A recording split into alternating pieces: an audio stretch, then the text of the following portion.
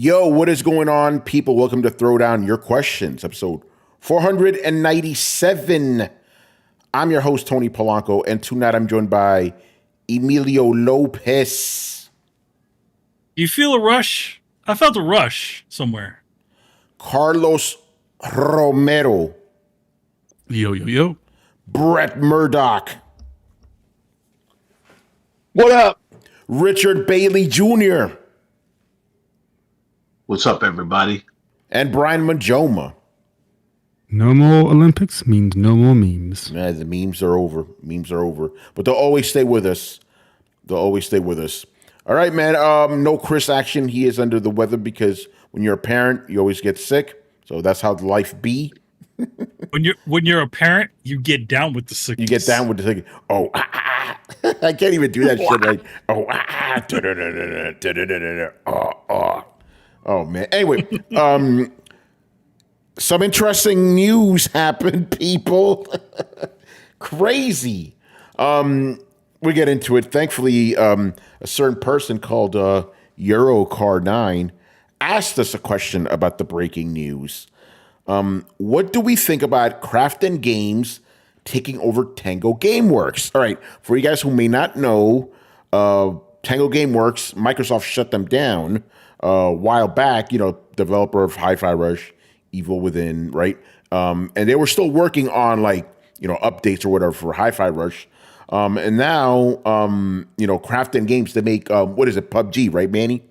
PUBG, and they also published the what's his face's game, the Dead Space revival / not revival. Oh, the Callisto Protocol. Protocol was also them too. But yeah, the news just came out now. So I know, if you're listening to us live, you'd be like, Sunday night, that's a weird time. Remember, it's like morning in Asia. Matter of fact, I believe this news hit at 9 a.m. over there. Yep. So it makes perfect sense. Started the news, started the weekday and stuff. Pretty cool. So Manny, go ahead. I know you're a big Hi-Fi Rush fan. So what do you think of this news? They've been through a lot. Like, being pulled into Bethesda / ZeniMax, and then picked up by Microsoft, and then getting bought lock, stock, and barrel from Microsoft, which is interesting to me because, I guess whoever at Microsoft didn't see any sort of use for this franchise. Yeah. They just said, all right, we don't give a shit, here, take it. It's disappointing to me because it's like they didn't even want to keep the games around.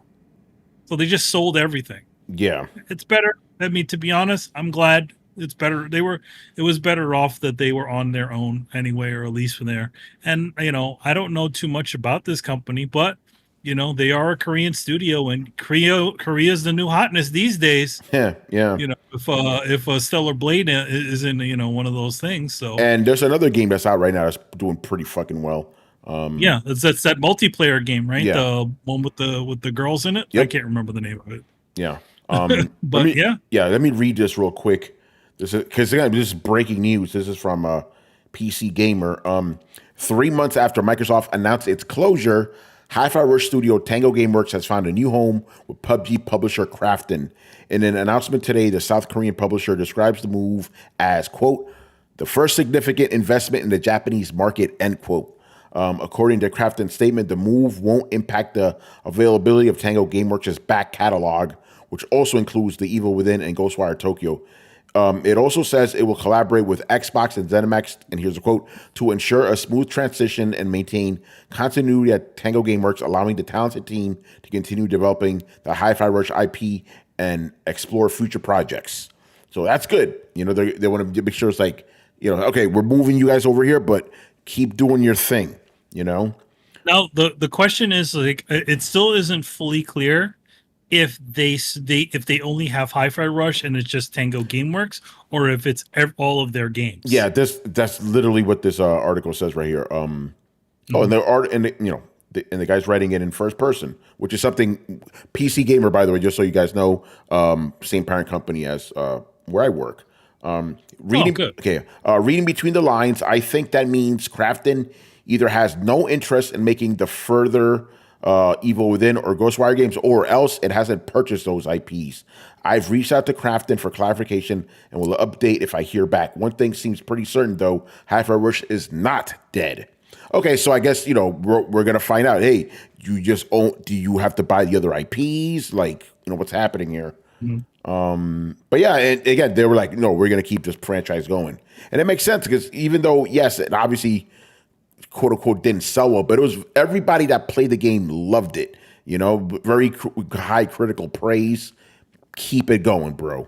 So I think that's a good thing. And that's one of the problems that we have nowadays with new IPs. It's like people are afraid because if they don't sell 1 billion copies or whatever, they instantly get killed. It wasn't like that before. You would just keep trying, in some cases. But I mean, I also think that, the gift and the curse of Game Pass is the fact that, there's no direct profits being made off of it. Granted, they did, Hi-Fi Rush did make it onto the Steam, one of the higher, when it was doing well, when it was selling on Steam, but I'm sure it wasn't like amazing gangbusters. But I think at the same time, it's like, imagine if every single person who was on Game Pass actually did pay for that title. Yeah. But then again, it's like, we don't know what the completion rate was. Maybe people just tested it and then turned it off. Who knows? Yeah. But it's nice to see that these guys are willing to invest in the further development of these games and also future games by Tango Gameworks. Yeah. What do the rest of you guys think about this news? I heard that I don't know if you mentioned this, but I heard they're retaining most of the studio people that were, that were hired previously for Tango Gameworks. Oh, that's good. Yeah. The studio hasn't officially closed yet. Yeah. They were, they're obviously in the process of, shutting everything down and finish, because they still have a few, like the last thing from Tango Gameworks was the Hi-Fi Rush limited run games physical edition and collector's edition that was announced. So that's probably something that's still happening. Yeah. So that's a pretty good news for the people at Tango, because I mean they're dusting off the resumes, updating them, getting ready to either collect unemployment or trying to get into the job market, and knowing that they're at least for the time being they're safe. That's pretty good news. Yeah. It makes sense that someone would take a shot at this, because Hi-Fi Rush, like Manny mentioned, we don't know what the metrics are for the game. Obviously, engagement goes into the metrics of how to define it as successful. And at this point, don't trust whatever the hell Aaron Greenberg says, because he said it, by all metrics, this was a success. But and they still closed the studio. So yeah, what's the deal? So don't trust Aaron Greenberg. But what we do know, without a shadow of a doubt, it was a critical success. Yeah, absolutely. And like Tony mentioned, everyone that played it, that we know, at least, Brett, Manny, everyone that played it really liked it. So we know we don't know what other IPs they're gonna take with them except for Hi-Fi Rush, but we know that they can make a good Hi-Fi Rush game. So hopefully, if they do a sequel to this and create a franchise, hopefully the people who supported the game initially support it again, and more people get on board to play the next installment. Get on board to feel the rush. Yeah. Yeah, I gotta say, I honestly think that this might just be a case of cost-benefit analysis. What do you mean? Because like they didn't buy the other franchises, so like it would be. We don't know if they bought the other franchises. Oh, okay, I misunderstood. Yeah, we're not sure yet. Yeah, the only thing that's for sure is that they did get Hi-Fi Rush. That's one of them. Well, like, okay, so like, are they buying? Like, I guess my thing is like, are they buying franchises a la carte, or are they just kind of buying their whole portfolio? Because it sounds like we don't know. Okay, so they bought the studio and they have Hi-Fi Rush. That's all we know. That's all we know. Yeah. Okay. Yeah, and is there any reason to think that they wouldn't have everything from the whole studio? Again, we don't know yet. Yeah, we Yeah, don't know. I We don't know realize yet. that. We like, in other words, is it like a lock, stock, and barrel sort of deal? Where like, okay, we get Tango Gameworks, we get the two other titles that they're known for, Evil Within and Ghostwire, and that's it. They don't have a lot of franchises. They only had really 3. Yeah. Yeah. Yeah, and I think we've seen this. Was it Crystal Dynamics or one of those studios that sold? They were just going at piece by piece, getting different IPs from the studio. It wasn't necessarily the entire studios, but some IPs they were getting. So I wouldn't be surprised if Yeah, but in those instances, they didn't also buy the studio, did they? Like for THQ Nordic, they just bought the franchises. That's what I'm saying.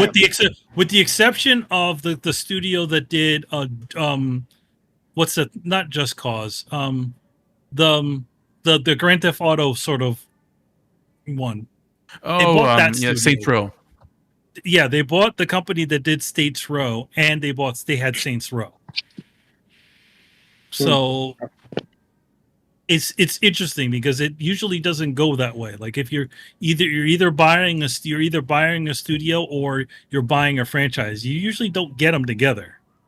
Especially if the main studio that owns them sees those properties as viable. Like in other words, let's say somebody got their hands on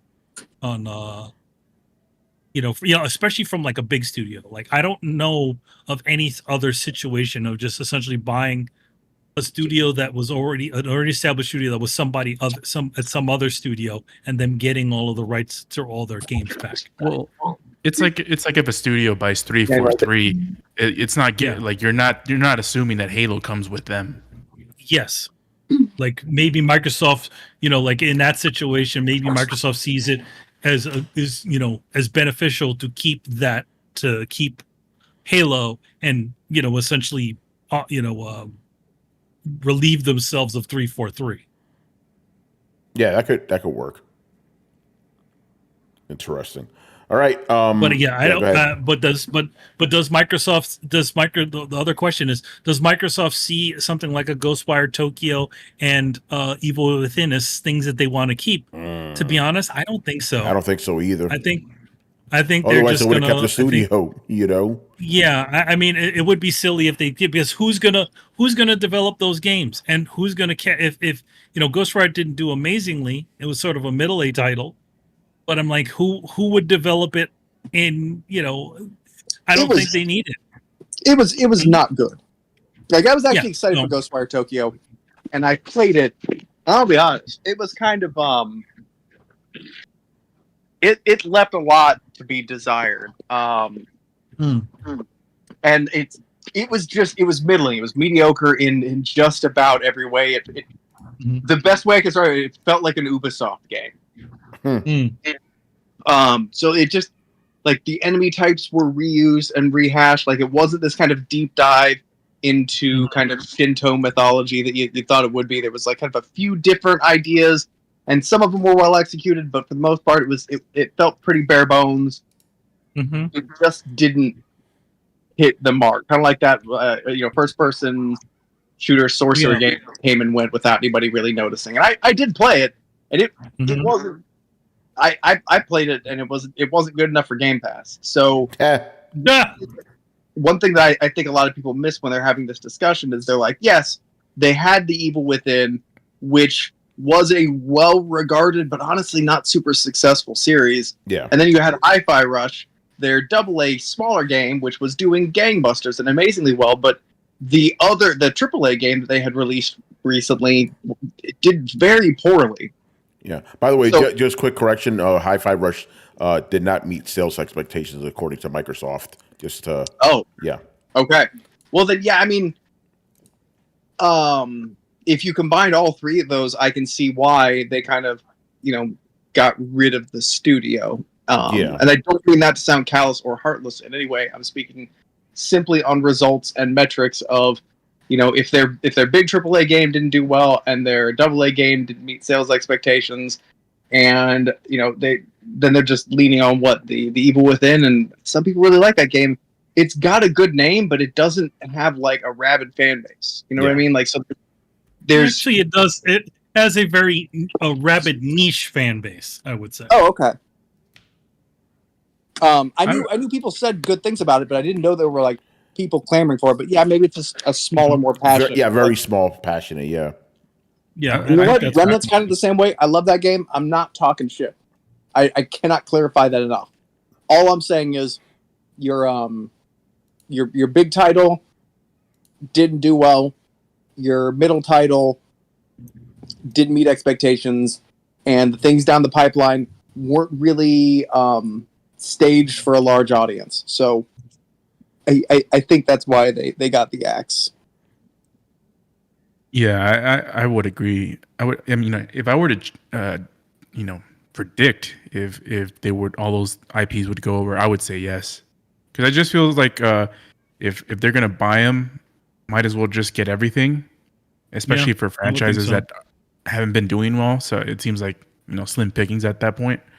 Obviously, Hi-Fi Rush I think would be the big get. So if there was anything Microsoft would sort of qualm with giving away, it would be Hi-Fi Rush, but they got that. So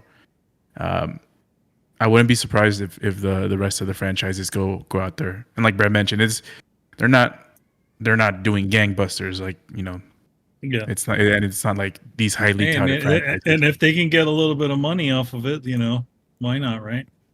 Mm-hmm. Yeah. All right, man. Let's move on. Other questions here. Jay Shep. Yo. Question here. Excuse me. The Throwdown crew are professionals, unlike some others on social media who break embargoes. For the crew, for the crew members who have demoed the game and can answer this question, do you think Black Myth Wukong has what it takes to win Game of the Year? Well, as you said, we are professionals here, so I'm not going to answer that question. However, I do want to talk about our good friend, Mr. Harry and the Hendersons. He did it again, people. He did it again. Posted about when the Black Myth Wukong embargo lifts, right? And it's like, bro, here's the thing. Because we were initially saying, how is he getting away with it? It's because he is not directly breaking embargo himself. Someone's telling him this stuff. This is just what I think is happening. Someone's telling him this stuff, and then he posts it out there. That way, he probably is not getting the game himself, right? So he's technically not breaking embargo because he didn't sign the NDA. And then the person who gave him that information, we don't know who it is. So they are breaking NDA, but they're not going to be found out, So it's again, I've complained about this before. I'm going to keep complaining about it again. It's very fucked up when you have people like me and Rich honoring the fucking embargoes. Even now, this dude posted the embargo.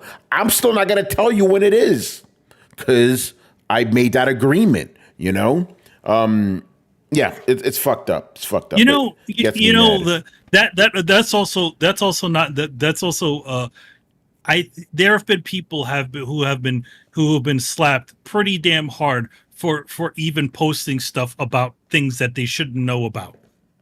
Yeah, some of those guys those guys essentially who managed to get their hands on an early copy of said big title, and they didn't get it directly from the studio, and they've been slapped pretty damn hard about that too. Yeah, getting like strikes on their YouTube channels and all kinds of stuff like that.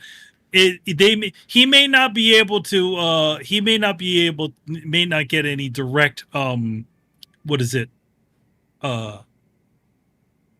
he may not get like something like that where in other words they'll stop him from getting games because they don't send it to him, but that don't mean that they can't strike his tweet about it or essentially give him a really hard time for doing stupid they shit could like that. But the problem is, since this dude for whatever reason is big in the gaming industry, they leave it alone. That's the other problem. He's protected. Yeah, he's protected. If it was me and Rich, we'd suffer for that, Absolutely. Yeah, go ahead. apparently, it's like, you in other words, you're big enough too big enough to play the game. Everybody else has to play by the rules, but Homeboy can just go willy-nilly, learn some shit that he shouldn't know about, and then just start posting about it. Yeah. But anyway, Jay whatever. Shep in the chat, he goes, how hasn't he burned bridges in the gaming industry right now? Again, when you are like him, where he has so much clout, he could burn all the bridges he wants. It doesn't fucking matter because companies still want to talk to him because, he's big. It's fucked up, They see, because in general, I hate to say this, but reviewers and stuff like that, they don't make companies money. It's influencers that make them money. And if they are part of the advertising budget. Because they're not, because they can, you can't. By the way, this guy's defense, he's not a YouTuber; he's a writer. Oh, what? Okay, he's a writer. Yeah. Okay, whatever. Yeah. Sorry, I thought he was. I thought he was. No, he's not a YouTuber. He's a writer. Whatever. Yeah. But he's big enough. He has enough influence enough to where he's apparently somehow immune to any of this sort of stuff. Yeah, it's insane. Rich, what are your thoughts, man? Well, first and foremost, let me just say this right now, Tony. I liked how you teed up this question at the very beginning, where you said, well, we are professionals, so we will not talk about this game in any capacity. So that was great. Listen, you're going to hear our thoughts on the game later on, but you ain't going to hear nothing now, I like that dramatic pause there, Tony, by the way. You're like, later on. Yeah.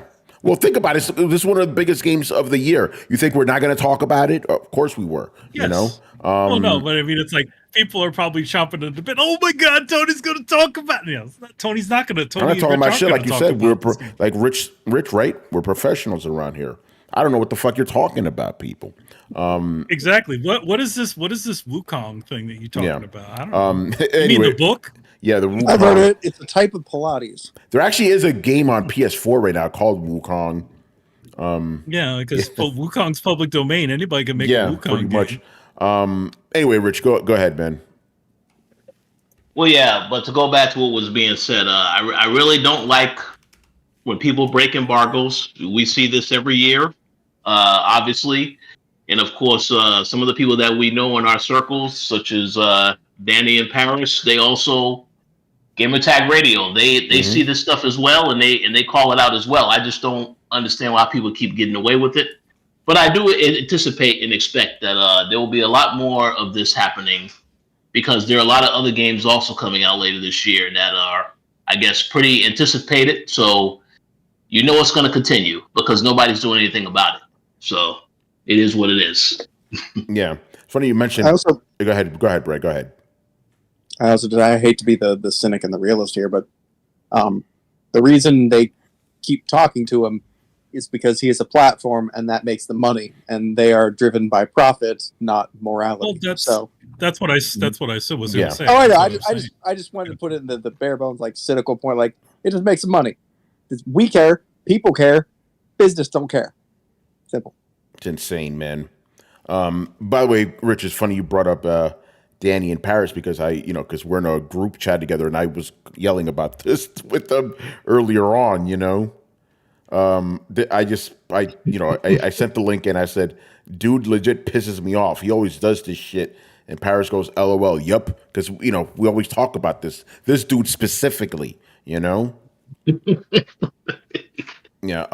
Jay Shep asked, if a reviewer demos a game at a game showcase, does that mean they can't talk about it if they decide to review it later on? Again, it depends on what the PR people tell you, if they tell you don't talk about the game, you don't talk about the game. But I think I know where you're going with this.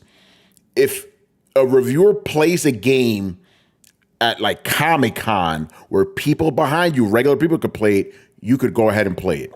That you could go ahead and write about it. That's fine, But if you go, because in that situation, it's open to the public. Mm-hmm. Yeah. So in that case, you could talk about it whenever you want. There's no NDA. That's too much cheese. Yes, Brett. Just a little bit more cheese, please. Right. You can't have any. This shit is good. Oh man, I bet. Fuck, I wish I was having that right now. It's just story time with Brett. Yep. He's distracting me right Hey, now. damn it. Oh, give me the cheese. Cheese. I just ate the cheese. Good stuff. The fuck I say? Okay, but if it's a behind closed doors demo, then you gotta abide with whatever NDA it is. And Rich, you can answer this for me. As far as I know, there are no Wukong demos out there. It wasn't shown at a show or anything that I know of, like a public show, right? Well, actually, that's not entirely correct, because at Summer Games Fest there was a preview demo available, but that depended on if you were able to get an appointment, because right as soon as they announced that they was there, them appointments filled up real fast. Yeah, but there was a preview there. Was that under embargo? That was under embargo. Okay, so again, Rich, we're professionals around here. Also, go ahead, bro. Just to put a smaller point on that, like, it's not a lawyery type thing, right? It's not like, well, technically it was here, so I then theoretically should have the right to post about it. Like, if you have questions about that thing, you reach out to the PR team and you fucking ask them, because even if you're technically right and you piss them off, you still burnt that bridge, right? So it's not about what you can technically get away with. It's about maintaining a good relationship with people. And that is rarely done by being a huge stickler to exactly the rules. So, like, you're not going to get a situation where you're going to have a gotcha and be like, ha, gotcha, I am allowed to release this video, and then expect to get their next video game, right? Like, that's not 100% how it works. Right. You're trying to keep a good relationship going. So it's a much softer, blurrier line that a lot of times has a lot of back and forth asking for permission. So in this case, where it's like, yeah, technically they were showing Wukong, blah, blah, blah, even if you posted about it, you would probably make very clear that you were discussing the version that was demoed at blank and not the final product that is soon to be released. Yeah, but even then, if you do that without, outside of the NDA, then it's a problem, But you are. I'm really glad you made that point. That is 100% right. You can technically find a loophole that you're not violating the NDA, but you just made a fucking asshole of yourself, and they're not going to rock with you again, So that's why you got to maintain good relationships, man. Don't be a dick, But again, this motherfucker is getting away with it, not only because he's big, but because the information was not given him, like, from the company. Some other journalist is giving him the information, So he could circumvent shit. Very slimy stuff, I mean, even here's the thing, like, a lot, obviously a lot of journalists behind, Tony said it behind the thing. Yeah. A lot of the guys talk to each other, behind closed doors. But everybody has the understanding that what you are saying to the other journalists, if you are speaking to each other about these things, is the fact that despite if you didn't get a code or you didn't get this information, that doesn't give you the right to use that. Yeah, exactly. And unfortunately, Tombo doesn't do that. Yeah, he just blabs that shit all over the place. And unfortunately, he's gonna keep doing this. He keeps doing this. It's insane, man. Well, and the part that pisses me off, it's like, it's not even impressive what he's doing. It's not. It really isn't. It's cheap shit. Or your review embargo. It's not. Yeah, it's just telling the embargo for which is it's like information. It's not like really secret information. It's just a cheap pop in general. Yeah. Oh. Yeah. It's not even a scoop. It's not, because somebody's giving him the information. He didn't dig it up. Is this information? Yeah. Go ahead. Yeah. It's not even a scoop. No, you're right. It's not even a scoop because hundreds of people that are not even related to the company know this information. So it's like, and it pisses me off because I saw that someone posted on the Throwdown Discord the tweet, and he's like, oh, people getting their review codes out. He said that like days after that the fact. Yeah. Pretty sure that people already knew about this shit. Oh yeah, yeah. Great point. That is true. You know. Oh yeah. He posted that way after the fact. That like among journalists who were reviewing the game, they got that information already. But he's doing that slick shit where he's posting it close enough where he doesn't get in trouble. Because he would have posted that, when we knew that information, behind the scenes, then it would have been bad, Yeah. And I can at least say that part. Yes, I knew the embargo many weeks before this, but this guy, again, he timed it just right. You notice he did this shit exactly a week before the embargo lifts, Mm-hmm. But think about that, the second he doesn't have as big of a platform, he's gonna be dropped like yeah, hot, absolutely. He has numbered his days in the industry by acting this way, and that's fine. Like if he's trying to, it's not fine. I don't think so. I don't know why I said that. He's cashing in the longevity of his career for clout right now, and that feels, at least to me, like a big mistake. But if that's the way you want to play your career, that's the way you want to play your career. Yeah, no, you're 100% right. Good luck, buddy. All right, man. Where you are in 5 years. Yeah, right. All right, moving on. Another one from Jay Shep. In a recent interview, the CEO of Take-Two said the company wouldn't put GTA 6 on a subscription service on day one because our decisions are rational. What are your thoughts? Whoa, They're going to get people hooked first, Tony. You can't put it out on day one. They get a free month. Yeah, but it makes sense. It's like, I know it sounds like a cheap dig at a Game Pass right there, Again, they want to sell copies, bro. They're not going to put this shit on any subscription service. Also, can I just take a second to talk some shit? Oh, go ahead, bro. Real quick. The reason I'm putting on a fucking subscription service is because they do a more predatory thing that makes them more money as it is. They're acting like, oh, we wouldn't put that on a subscription service. Meanwhile, it's just fucking people with shark cards. Really? Don't fucking take the high road on this one. You're not better. You're just different. Yeah, and remember, they're going to get people on the double dip, right? Because they're going to reach the console version first, and then the PC version first later. Yeah, it's. I understand why he's saying it because you're literally following up the best-selling game of all time. Yeah. So the there's best-selling not piece much of entertainment of all time. Yeah, so it's like one of the main benefactors for Game Pass is outreach. Getting games that otherwise people wouldn't have played to play them in your service. Grand Theft Auto. There's literally like hundreds, if not hundreds of millions of people who played this franchise. So, yeah, it makes sense, but yeah, it is a cheap shot at Game Pass. Yeah, that's what it sounds like, but yeah. You would, the motherfucker wouldn't have been saying this if he was working on indie games. Yeah, right. Yeah, exactly. He would be saying none of that, Yeah, but yeah, there's not really much more to say about that. A very interesting statement.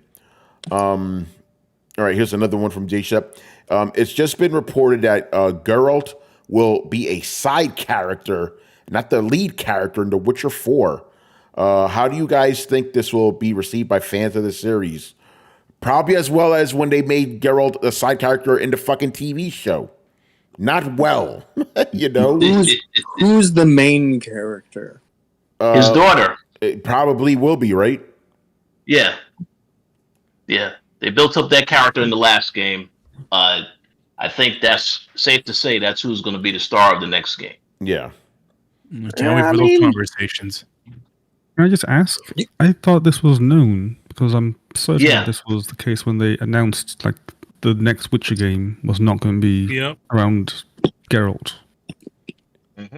Yeah. That feels like the narrative around that feels like it makes it like I don't. It's one of those things where like if you doing that is fine, changing your protagonist is fine. Like as long as the narrative feels like it calls for it. Like I feel like that if you're going, what's her name? Siri? Is that correct? I'm probably totally wrong here, but Thought it was Alexa. No, Yeah, that's correct. That's That's correct. It is Siri. okay. So yeah, if they're following around Siri, then that feels like it makes a narrative sense, and it feels like after a trilogy of watching Geraldt, it's a generational thing. Like that ties well in just like it doesn't sound like bad writing. It could still be bad writing, but it doesn't feel ham-fisted or poorly written or whatever. Like that feels like a natural transition. I think if we move to Atreus in the next God of War, that's going to feel a little fast for me, right? Like we need Kratos for another couple of games at least before we're ready to pass that torch on. But I feel like, I don't know, am I the only one that feels like we can have Siri pick it up, and I think the story would be kind of okay there. Yeah, no, the question is, do you think fans will be okay with that overall? I do, and that's my point. Like, I don't think fans just necessarily see girl replacing my main character and start frothing at the mouth. Some of them do, but generally, I think that audiences are honestly, maybe I'm giving people too much credit. I think they're a bit more nuanced than that. I think if it feels justified, if it feels all right, then they'll accept it. If it feels like it's trying to be jammed down their throat, then they're gonna push back on it. Well, the whole thing here is that the conversation's gonna transcend gaming because of the narrative that'll start popping up. So it looks like I hadn't played The Witcher 3. I've only played like the first hour of it, so I don't have that much thoughts on the characters. But if it looks like they did a good job at hinting and leading on to this character being a main character for the series, and that's great. If not, then probably the fans of the franchise would have issues with it. But if the fans of the franchise don't have issues with this, then I lean to what they would say. But I will say this: the conversations when this game comes out is going to be toxic as fuck. Just get ready for it. Yeah, Jay Shep, he goes, I wonder if a certain consulting firm is involved. Oh God, I hope not. We don't know. Hopefully not. But I think it all depends on how it's written, because for the most part, going back to what Carl's just said, Siri did play a really large part in the third game, and she was written very nicely. Everyone liked her from that. So if they carry on that type of writing, then I think they would be fine.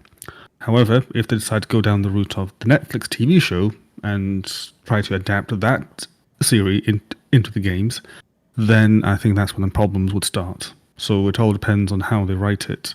And that kind of all depends on whether or not that consultancy company or like it are involved.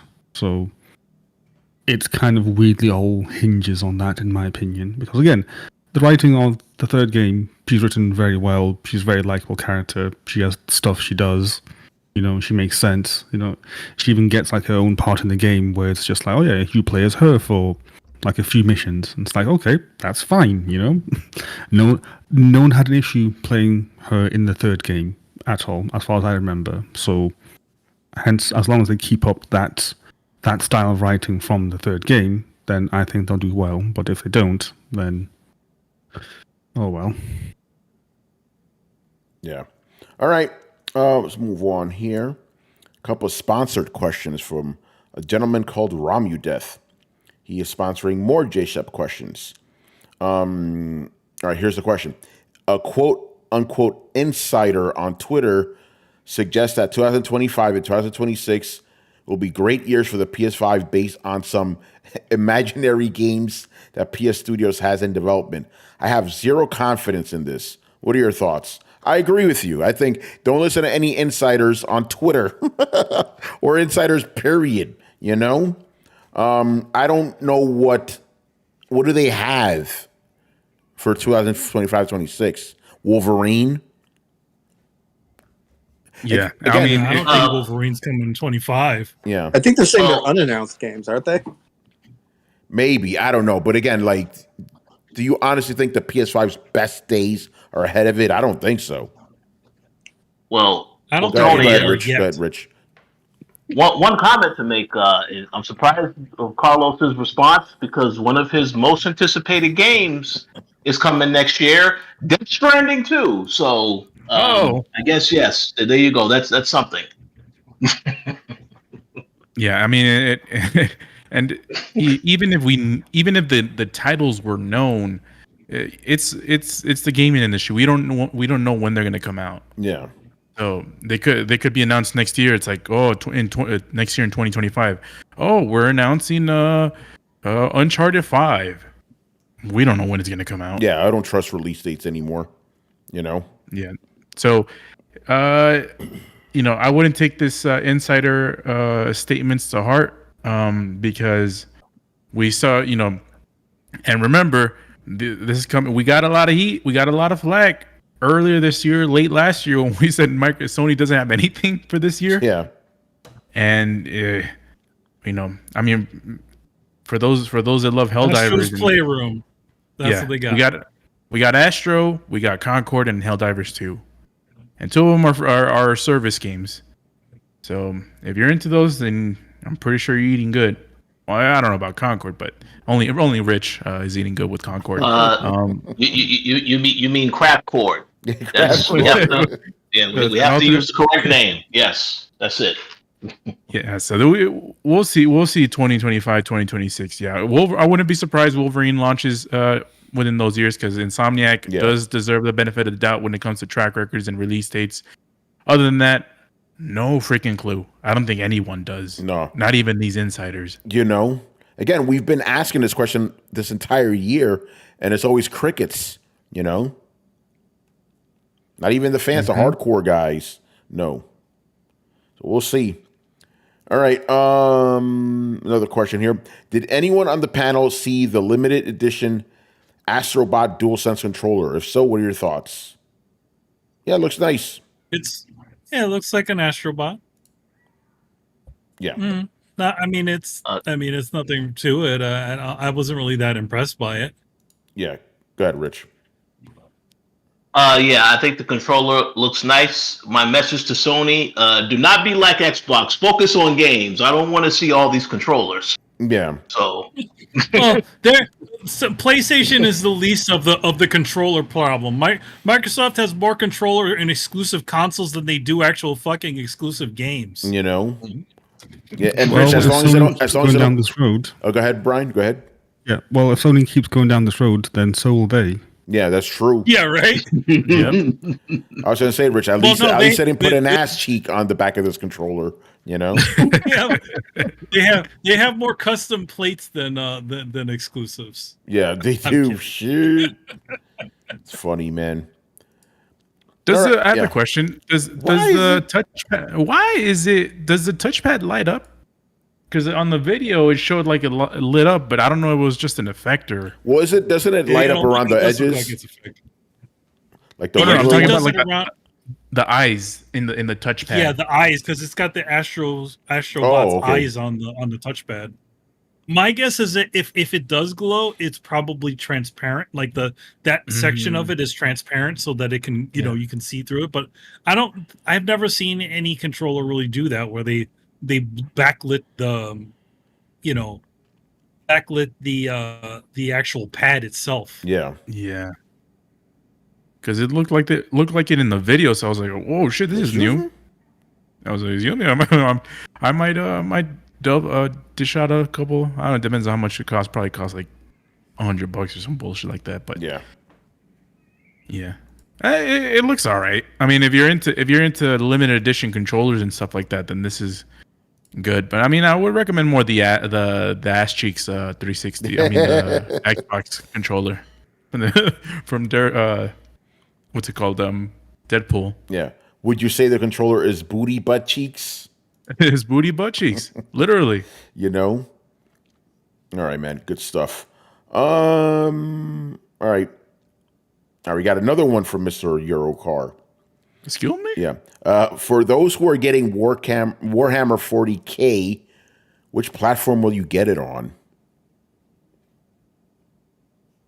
So, first of all, who's getting this game?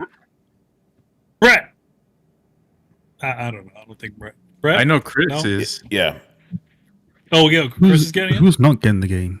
I was running to grab a jacket. I'm getting it. Okay. So, Brett, what platform then? Yeah, let's go see. Xbox.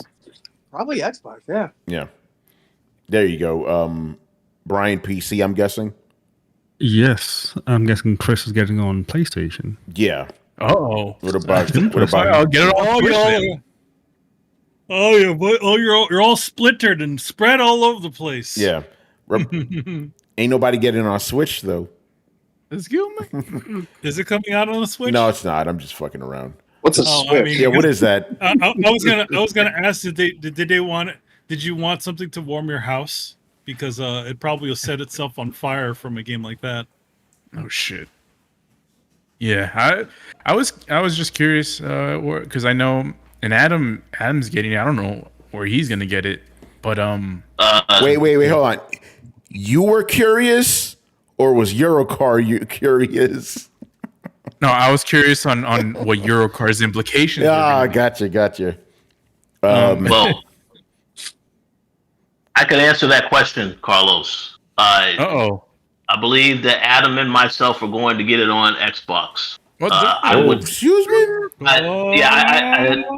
Now, I will say this. I wish I had a great PC, because obviously it's going to be the best on PC, but it's going to take a while to really upgrade that PC and get it to where I need to get it to. So it's got to be Xbox. Yeah. Manny, Me. I'm guessing you're not, getting this. No, I have no interest in that game. Yeah. Right now, for me, no, because I'm not a Warhammer guy. I don't know anything about it, so no interest. But I do have this Warhammer novel. Maybe if I read this and I'm interested, maybe I will get the game. But my other question is, because this is Warhammer 40K 2, isn't it? Mm-hmm. Like, do you need to play the first one? I don't know, but I wouldn't really think so. Like, there's not really. I don't want to sound harsh, but there's not really much there in terms of. Well, I don't assume that there would be much there lore-wise that you'd want to really go through, because the story itself is relatively simple enough. Aliens exist, take over a planet that creates war machines, and you're pretty much the space marine, and you need to stop them. And then there's demons. Because I thought for Warhammer had this like ultra crazy, super deep lore, So I was like, I don't know about all that. It does. Yeah. So you can understand why I'm hesitant. Oh, no. Tony, I went to the first game knowing absolutely nothing about Warhammer apart from the fact that they have those miniatures. Yes. And that's literally all I knew, is that you get the miniatures from Games Workshop, you paint them, and that's all I knew about Warhammer. And I went in the first game, loved it. So you can literally go in pretty much blind and just enjoy the story for what it is. Obviously, if you know more about the lore, then you'll get more out of it. But yeah. Like, for example, I still don't know the difference between a space marine and an ultramarine. Marine. I'm guessing there's a difference, but I have no idea. But yeah, I think you should be fine. Yeah, but again, I have to see, because as soon as I saw Warhammer, like, I'm good. I'm not familiar with this franchise.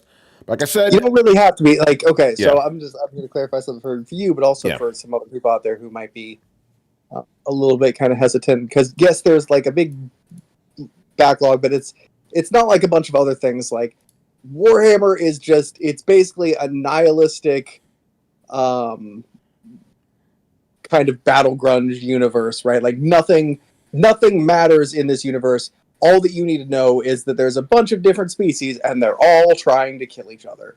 And like, so for like, you can get into lore like, oh, the humans basically have learned to kind of transcend their humanity, and their god emperor is kind of this necromancer that has to be fed 1,000 living souls in sacrifice per day to keep his immortality going. And so the whole of humanity has devolved into this weird fascist superior race kind of thing.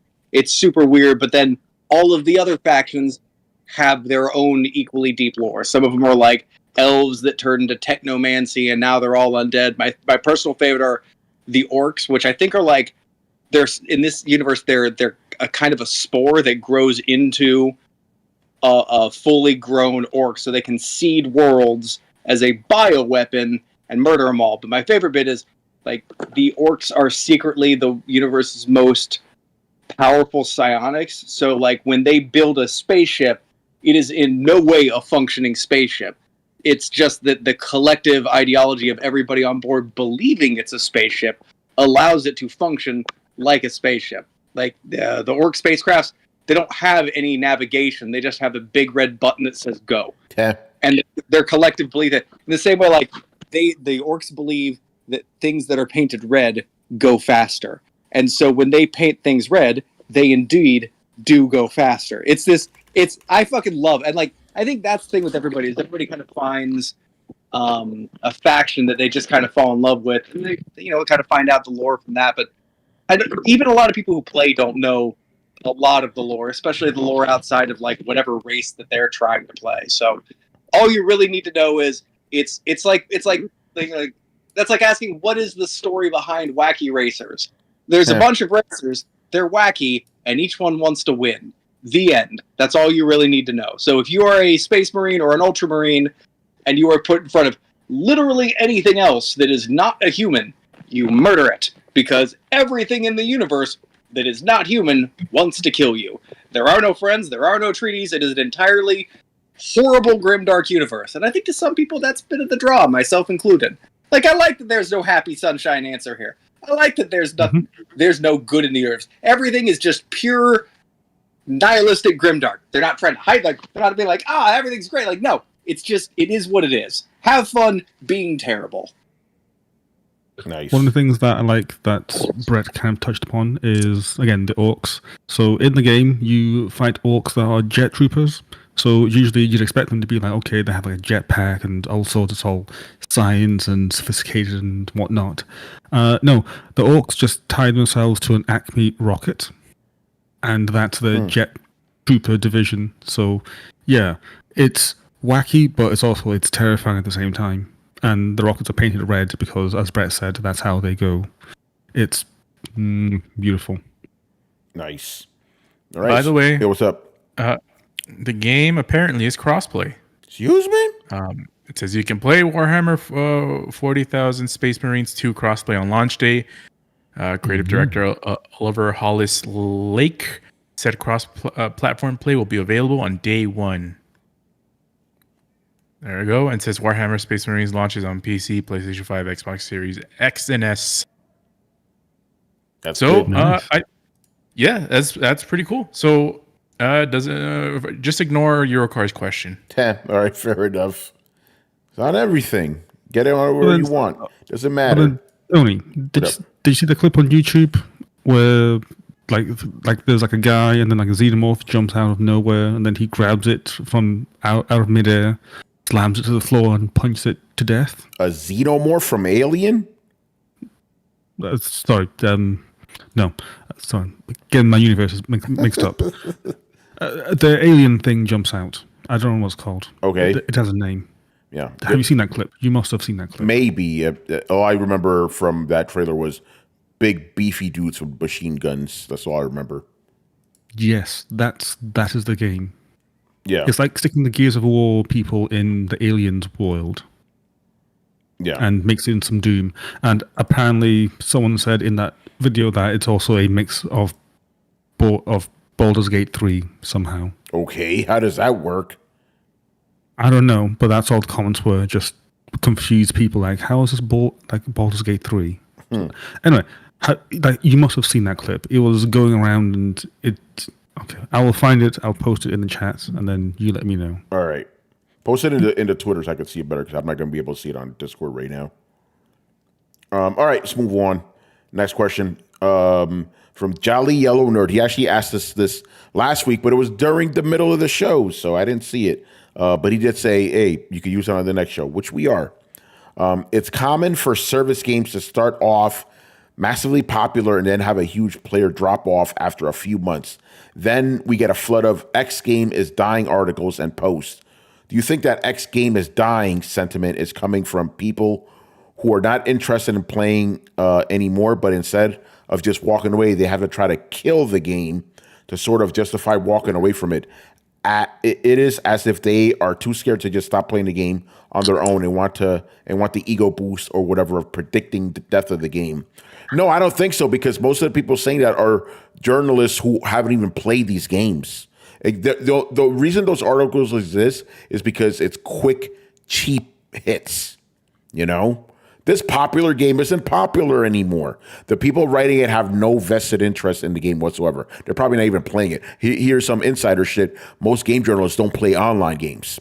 I know this because every time I get an online game review, there's nobody to fucking play it with. You know, they don't do that stuff. So, no, they don't have an interest to kill the game because they walked away from it because they never even played it in the first place, you know? So that's definitely not happening. All right, moving on. Real quick. Oh, what's up, dude?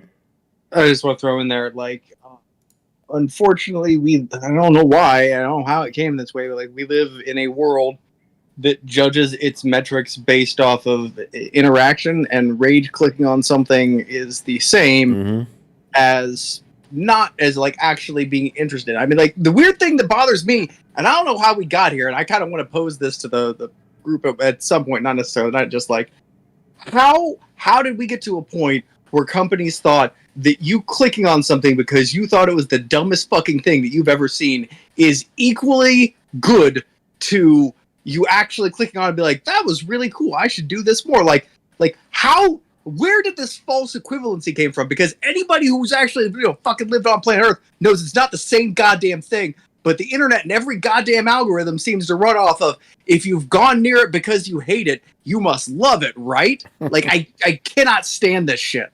Yeah. Here's the thing. The quality doesn't matter. Does it get us hits? That's what matters to them. They don't give a shit about the quality of it. It's just... Oh, it should though, because you as the customer care about the quality. Yeah, but again, that's not how these companies think. They think, this will get us hits, do that. Quality be damned. And that's, you know? And that's why you get sensationalist titles and stuff, just to get people to come to their site for a couple of seconds or to retweet their article or repost their article, because they want that jerk reaction. And you find, and it's funny because in a lot of cases, if you actually read the article that, was connected to the sensationalist title, you notice that the article doesn't match the tone of the title. Yeah. The article sometimes is not as sensationalist as the headline, but they got to get that headline because they know it'll draw you in, Oh, no, I've seen even worse. I've seen where they figure out where the headline is going to be cut off, and so they'll say things like, Elden Ring's player count has dropped, blah, blah, blah. Yeah. This is why it's not ... and this is why it's not a big deal. And you're like, son of a bitch. Mm-hmm. Yep, that's another tactic that they use. Gotcha. That's how they do it. Yeah. All right, Brian, let me see this clip real quick. Actually, no, I haven't seen the clip before. All right, that was cool. Yeah, he's fucking the shit out of monsters.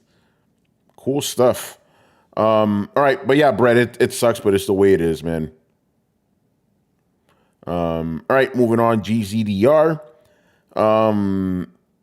He asked us what gaming magazines we subscribe to. We answered that in previous episode.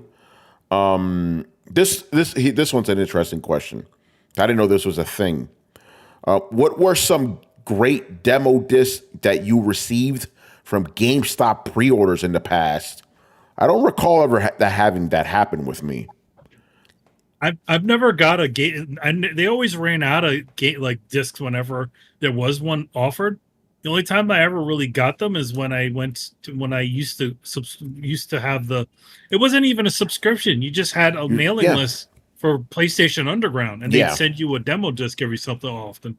But a lot of times I wouldn't get my demo disc because they usually got stolen. Yeah, the only way I would get demo discs is if I find them in the magazine, like right there, But like you said, sometimes they just be stolen, So it was rare when I got them in the mail, but I'm sure because Sony didn't, cover them up in any way. So either the mailman or whoever saw the cool looking disc and said, "Oh, I'm gonna take this." So because it was in the whole magazine was in like a it was a cardboard. It was a cheap. Yeah, it was a cheap Yeah. cardboard thing with a, it's like they just sent you a disc with a cardboard casing on it with your address. They didn't do anything special, Yeah. By the way, to it. So obviously yeah. anybody see it, they steal it. They still, real quick, and I'm glad you're here, Reggie, Killer, Weapon X, because this is what I was thinking. I'm like, I don't remember that being a thing at GameStop. So this is what he says. He goes, I didn't even know that GameStop GameStop demos were a thing, and I used to work there. Maybe they mean software, etc. Excuse me, not software, etc. But EB Games. Maybe that's what GZR means. Yeah. Yeah, because EB Games got always, like, back in the day when it was games, software, etc. and EB Games. EB Games used to get all the really cool pre-order shit. Yeah. So maybe you're talking about them, but we also didn't have one. We had one, but we rarely went to it. Yeah. And when we used to go, it was just to talk to our boy that used to work there. Yeah. Yeah. But yeah, so I think that's what he means, man. 'Cause I'm like, I don't remember that being a thing at GameStop. Yeah. All right. Toon Medic, Michael Santiago, he asked us a question that we've answered many times. What games do you like that other people don't like? So we've answered that a million times. People love asking us that question for some reason. All right. Anyway, and the last question of the night from Mr. Alpha Chuck, regarding WB Games willing to license its properties to other developers, which IPs would you like to see release a new title, and who should develop it? Good question. What games do they have? They have Batman, obviously, and a bunch of other shit. I'm trying to think of what that bunch of other shit is. Like Batman and I know they published The Witcher, but in America, Hogwarts is does that count all Harry Potter? I guess. Wait, don't they own Shadow of Mordor? They do, yeah. That's another one, yeah. I want to see that made by. I haven't figured that second part out yet, but I'll get back to you. But that's the franchise that you want back. Okay, so that's at least the first half of the question. I'm trying to find out what games they have here. List of Warner Brothers games. I'm on the website for WB Games. Yeah. Again, there's the Batman Arkham. There's, I guess, the Gotham also counts. Yeah. There's a bunch of Lego Star Wars, Mortal Kombat, Hogwarts, some game called Suicide Squads. Never heard of it. It's mostly trash. There's Back for Blood, apparently, is there, and Shadow of Mordor. Oh, okay, Back for Blood, I remember that. Mortal Kombat, like you said. Mortal Kombat is back, so that one's yeah, that one's back, yeah. It needs to go back and come back again. Oh shit, Yeah, Batman, Game of Thrones they have. What Game of Thrones game? It's some Game of Thrones game called Game of Thrones Conquest. It's a mobile game. That's why you never heard of it. God, dude. No, nobody wants that to come back. Nobody wanted that in the first place. Yeah, nobody. Yeah, that's why. Yeah, I don't know. I can't really answer this question. Most of these friends, I don't care about multiverses. I don't give a fuck about that. Hogwarts Legacy, I don't care. Mortal Kombat, keep them with NetherRealm for obvious reasons. I really want Shadow of Mordor to come back because it is the only game that can legally use the Nemesis system because it's patented. That's true. I don't know who would be good to make it though. Like I'm sitting trying to think like who's good at game systems like that. Yeah. You mean like the Nemesis system? Yeah. Nobody else does it. That's the problem. Well, yeah, I mean, but like, I would guess like, who's good with building structured game systems that are kind of complex, like branching narrative, that kind of thing. Like, everything is so on rails these days. Yeah. That I don't know a good. Well, go ahead, Rich. Question: would Larian be able to do that? They would. Oh right? God, yeah. But they don't. That's not generally the type of game that they do. No, they don't. Yeah. They don't do that type of game, but they do the whole complex narrative system type thing. Yeah, they have like really complex inner working game systems. So Well, let's do a collab. It's a From Software game, Larian Shadow of Mordor game. There you go. Game of the century. Game of the century. it's like don't do that to my heart, man. That's funny. All right. But I don't know which one studio can do both. That's I don't know. Yeah. We have a question for Tony. Yeah. What's up? So, Tony, have you lost faith that somebody can make a Superman game? Would they? Is anybody qualified to do that? I've never had faith in that. It's funny you mention that because I remember I wrote an article for I think it was STFU and Play years ago, and the premise was, Superman is my favorite character, but you can't make a game with him because it doesn't work. He's too fucking powerful. Because here's the problem with Superman. If you make him as powerful as he's supposed to be, then you're just going to steamroll through everybody. But if you weaken him, you're going to be pissed off because you're not playing as Superman, Okay, hold on. Disagree on two fronts. Yeah, although, hold on real quick, but I did say on Throwdown, the only way it could work is if it's some kind of Telltale game where it's more narrative-based, it's not action-based. Then it could work. Then it's Superman handling some, shit that he doesn't have to punch, Go ahead, Brett. I mean, I feel like Prototype 2 was scaled up to that power level, and it still worked pretty well. Superman could beat that guy in one punch, though.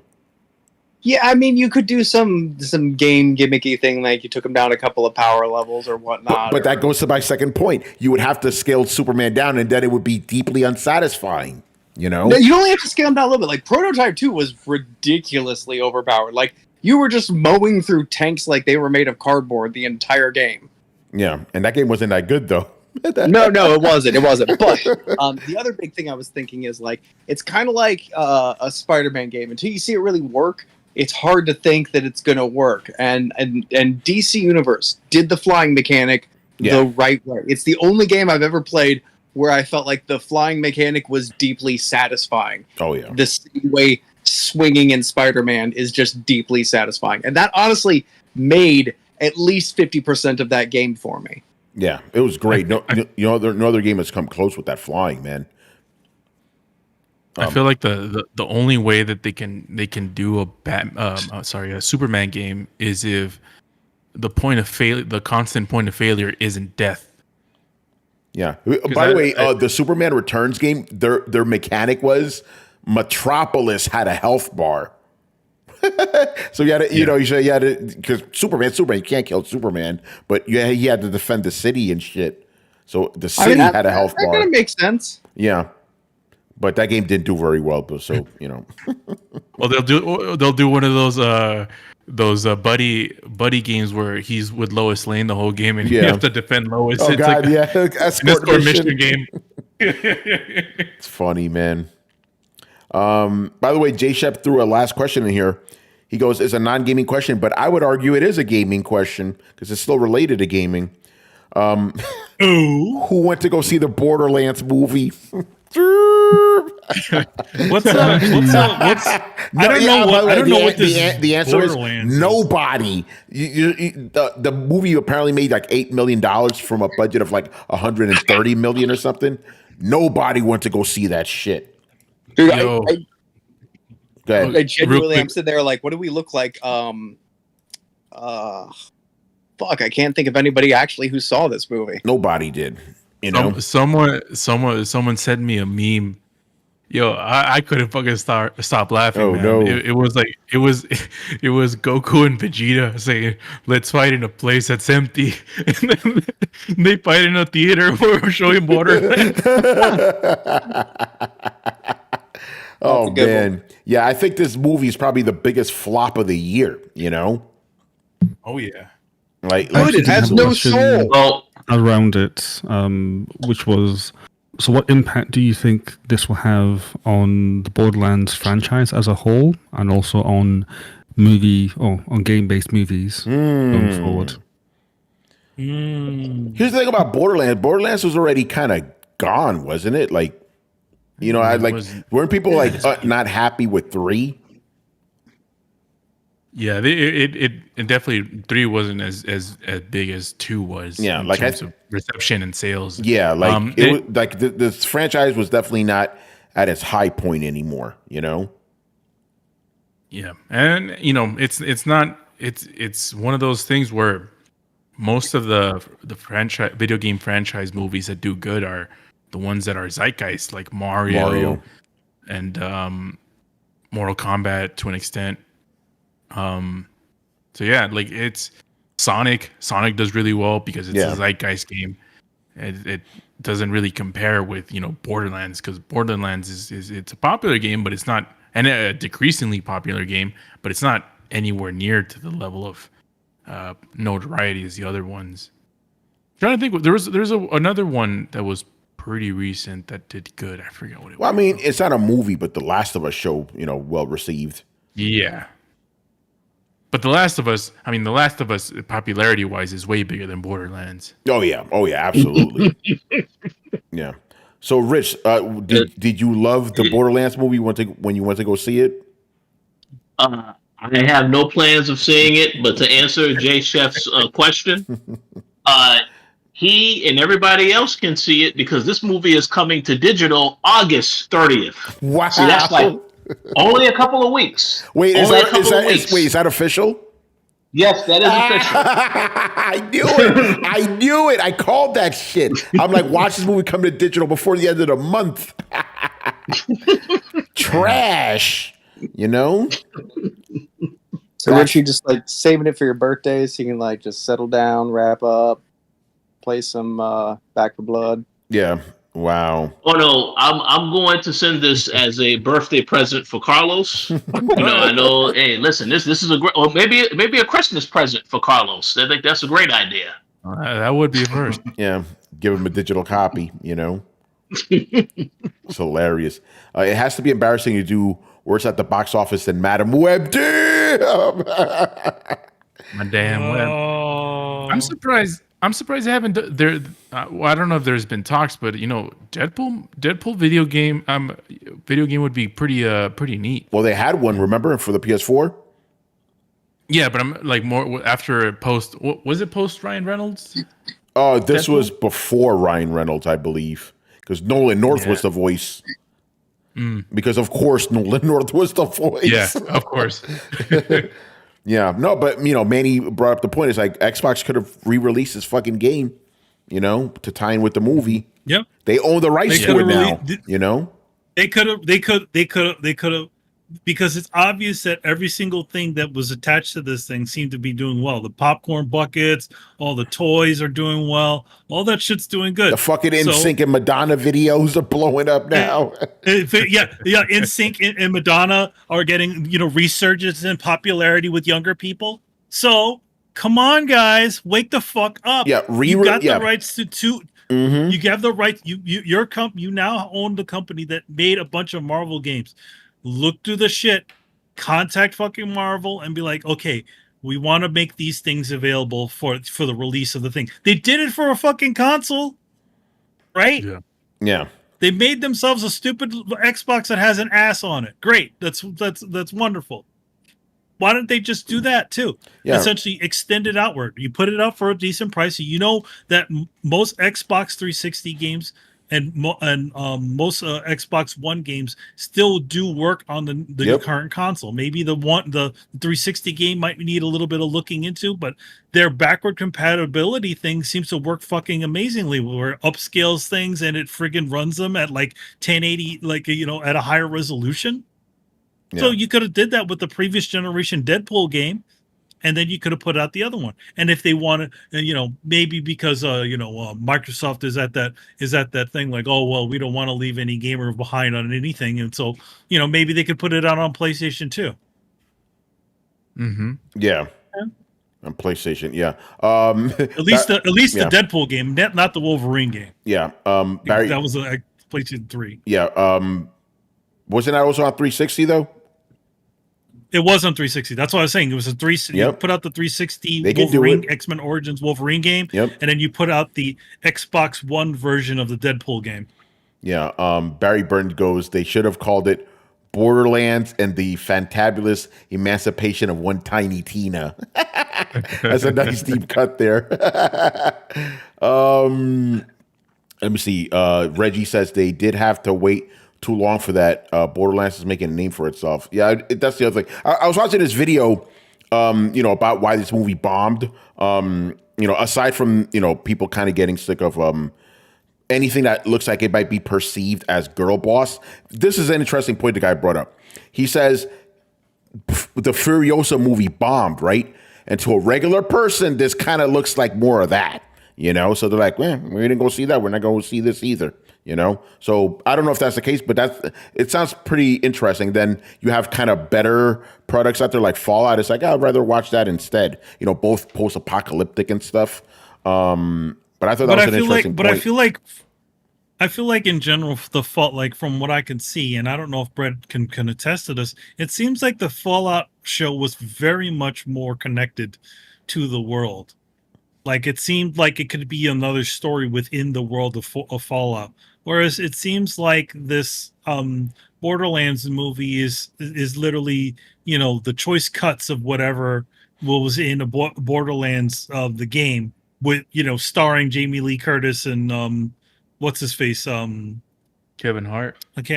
Kevin Hart. Yeah. Weird casting. Go ahead, Britt.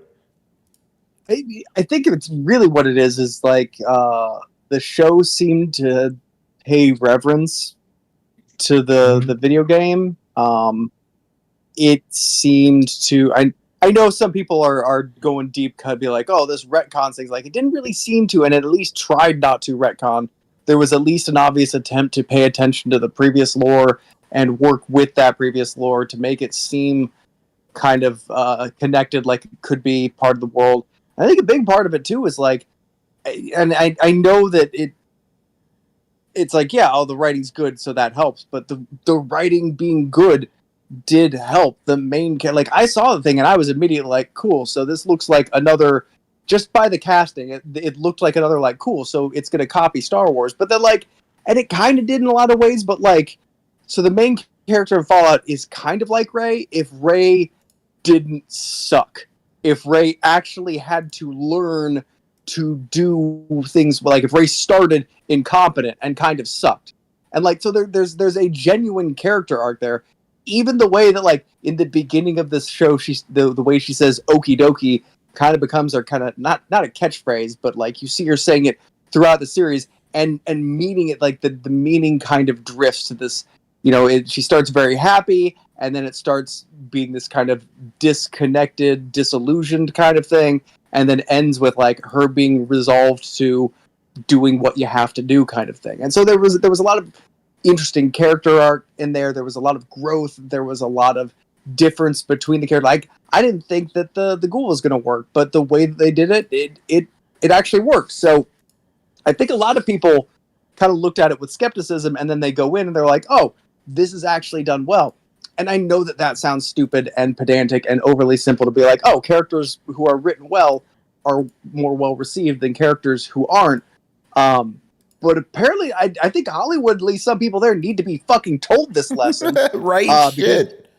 Because, they just make horribly insufferable characters that you don't like and don't identify with, and that don't grow or have any room to grow, and then wonder, they basically break every rule of good writing and then wonder why people don't like the thing that they did. And while you can go avant-garde and do your own thing and break some rules, I think, like, people like Manny, who have been involved with, the creation of story creation, can attest to, you can bend some rules, you can even break a couple, but you can't just, there's a reason good things are considered good. There's a reason we can teach art, and we can teach writing, and we can teach, things that are technically kind of subjective. There's a reason we can teach those to people. We can help them get better, and why people get better with practice, because there is kind of a objectively more right way to do some things. I won't say that it's entirely objective, because I think there's a lot of room for taste in there.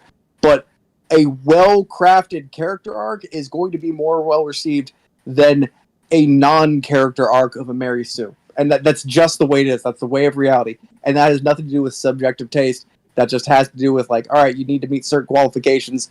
Like just like, yeah, some people may hear just noise and be like, that's good jazz, but 95% of us are going to be like, that was just a bunch of bad noise.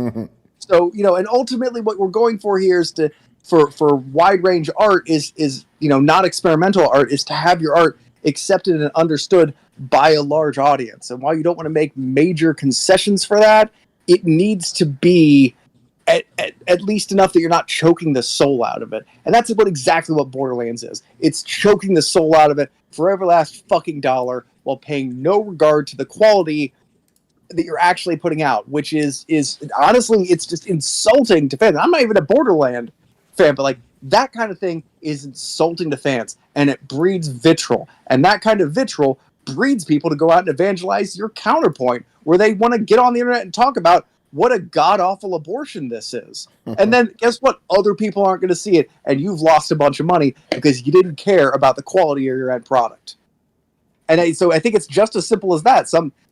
Not always, but in terms of things like this, like, you know why it's not making any money? Because it's bad. You know why it's bad? Because it wasn't trying to be good. It was trying to just be a cash grab. People saw that, and they're like, this can burn in hell. And I think it's honestly as simple as that.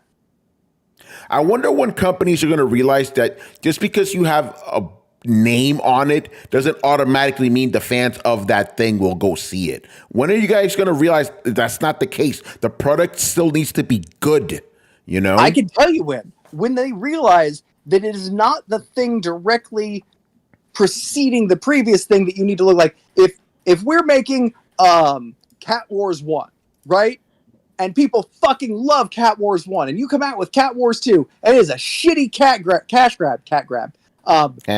cash grab, and you still make good numbers, people will look at that and be like, oh, people still liked it. We can keep doing that. No, you got those numbers because of Cat Wars 1. That's right. You need to look at the numbers for Cat Wars 3 to find out what the reception for Cat Wars 2 really was. And then you do Cat Wars 3, and you're like, oh, people don't like the same thing we just did for Cat Wars 2. That doesn't make any sense. It doesn't make any sense unless you view it through the lens of, this shit takes time. And when you ruin your good faith, it's not going to show up directly in the sale, in the box office ticket sales of the thing you just ruined people's good faith with. They didn't know it was going to be that terrible when they bought the fucking ticket, because they had to buy the ticket before they saw the goddamn thing. Yep. No, you're 100% right. And that's why Borderlands bombed. So there you go. What a waste. Again, I'm not a fan of the franchise either, but I do feel bad for like the legitimate fans, that they got that dreck. Yeah. Very upsetting. I mean, it's a weird thing because like, why spend like $100 million on this? Like, did you need to get Kevin Hart and Jamie Probably because you had to pay. because you had to pay Kate Blanchett, Jamie Lee Curtis. I guarantee you, Manny, half that money was probably on the fucking cast. Yeah, you could have literally got a cast that sort of fit the roles a little bit better. I mean, I like Jamie Lee Curtis and Kate Blanchett, but I mean, even when you saw the trailer, they're like, aren't they a little bit old to be playing those characters? And you're being generous when you say a little bit old, So it's I feel like they could have cast lower down the totem pole character sort of people to this thing, and then they could have probably gotten the writing under control. And number two, it's Eli Roth. Ugh, I remember Eli that name. Yeah. I think this thing was just doomed from the beginning, man. And remember, it was supposed to come out. It was supposed to come out like years ago. I mean, I'm sure I had to go through all these reshoots and all this other garbage. Yeah. They still couldn't fix it. I would ask, like, I don't know, man. Like, who, like, some of the decisions, I'm like, who is this even for? Like, I don't even know. Who actually, the people who actually really liked, I didn't dislike it, but the people who actually really liked the first Borderlands, not even, I'm gonna lump myself in this, even though I'm just kind of like a passing fan, right? Like, did anybody see Claptrap wheel out and find themselves pleasantly surprised to hear Jack Black's voice instead of, Claptrap's voice? Oh my God, they did that, didn't they? Yeah, they did. They did do that. Like you know, like again, like Jack Black is in it. Why not? Like people don't. I mean, I'm sure a lot of people like Jack Black, but what if it was the actual guy that played Claptrap? You remember the guy that was fighting fucking whatever the stupid the actual game company to get paid? Remember that guy? Yeah. Get him. You think that like then people who liked the game would hear his voice in the movie and be like, "Oh, hey, it's the guy from the thing," you know, like. But no, it's the original like, voice. oh, I'm surprised. And I'm convinced nobody went, "Oh wow, it's Jack Black. That's awesome." Nobody fucking said that. Probably maybe one goddamn person, and they still didn't see your movie. That's right. Oh my God. So I was looking into this a bit more, and it turns out that Kate Blanchett did this film first, and then she went on to do another film called Tar, if anyone's heard of that. And that film released 2 years ago. So wow, that just shows you just how much hell this game has been in, and this movie has been in, and it's laughable, and apparently Randy Pitchford, because of course Randy Pitchford, he's been having a meltdown and blocking people on Twitter that don't like this movie because he's a grown person. Yeah. He's a baby. Oh, poor Randy. Oh. Oh, I have another question. Does Randy need an ice cream? This question is guaranteed to make Tony laugh. Uh-oh. Question: do you think that Uwe Boll would have made a better film? Probably. Probably. Anybody would have, you know. I feel like Uwe Boll at least would have made a bad movie that didn't cost that much. Yeah, and it would have been at least would have been so good or so bad it's good. You know, it at least would have been that. This is just bad. You know, this is just so bad it's bad. It's crazy, man. All right, I think that'll do it for us. I'm glad we got to roast that fucking dumbass movie. Rich, what's going on with the Coalition, man?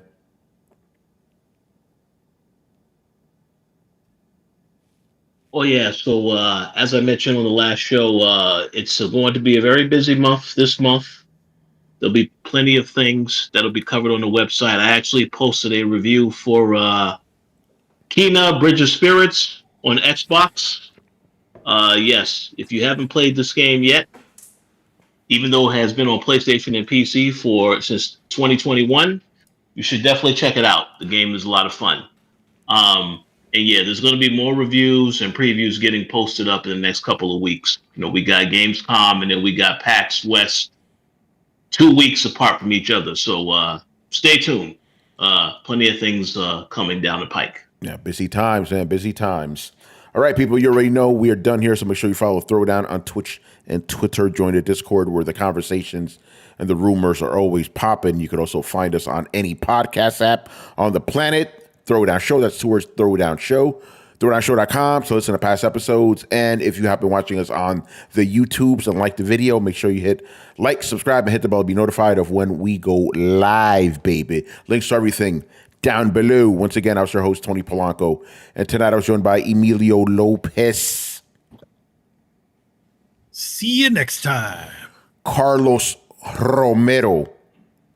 Peace out. Brett Murdoch. Anybody want some cheese? Yeah, bring that cheese. Bring the cheese. Richard Bailey Jr. Have a good week, everybody. And Brian Manjoma. I can't tell if she was breakdancing or having a seizure. I don't know. I think she, honestly, I think she grifted, she grifted her way in there. She's like, hey, I'm a good enough breakdancer. Send me to Paris. She goes to Paris. She sucks, but doesn't matter. She got a free trip to Paris, So yeah, I don't know, man. That was ridiculous. You forgot to do an Australian accent. I don't know how to do Australian accents, man. You're like Crocky. Yeah. I can break dance. Yeah. Crocky's a ship on a Barbie. I will. I don't know. Oi, governor. It was the good word. Remember that from The Simpsons? That's a Cockney accent. I don't know. Like I said, I'm not into a fucking Australian accent. Anyway, people will be back on Thursday. The road to 500 continues. Later. 500.